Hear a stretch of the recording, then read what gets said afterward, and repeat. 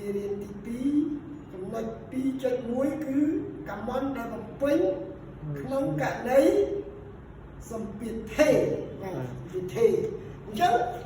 គោលដៅរបស់យើងចង់បានថាដូចវេកម្មន្តដែលបំពេញដោយស្មានស្មើនឹងផលគុណសម្ពាធគុណនឹងបំរែបំរួលមានបំរែបំរួលមានតែយើងចង់រកកម្មន្តនេះដោយលើការបកស្រាយនៅលើរបស់យើងតើវាឃើញទៅចិត្តតែអត់បាទអញ្ចឹងយើងតាមនិយមនៃកម្មន្តតាមនិយមនៃកម្មន្តដូចទៅស្មើនឹងកម្លាំងគុណនឹងបំលាស់ទីអញ្ចឹងបំលាស់ទីនៅលើរូបជើងនេះផ្លាស់ទីពីទីតាំង1ទៅទីតាំង2ដែលពីទីតាំង1ទៅយើង x អងពីទីតាំង2ទៅ x អី x 2បាទ x ទៅបាទអញ្ចឹងកន្លែងនេះផលដករបស់វាដែលពេលវាផ្លាស់ទីគឺយើងគុណនឹង delta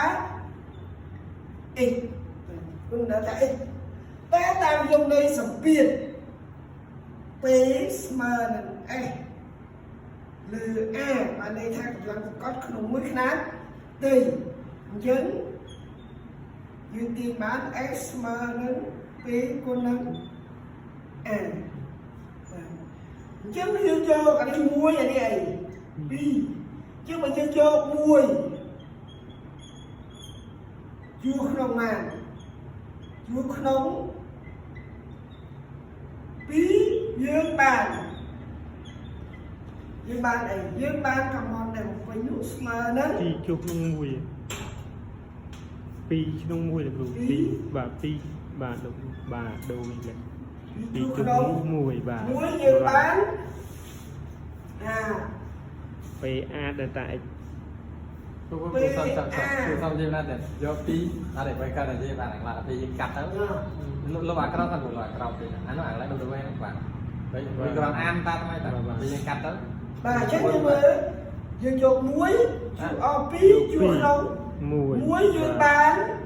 បាទកម្មន្តដែលបំពេញស្មើនឹងអីកន្លែងអីយើងដាក់អីចូល PA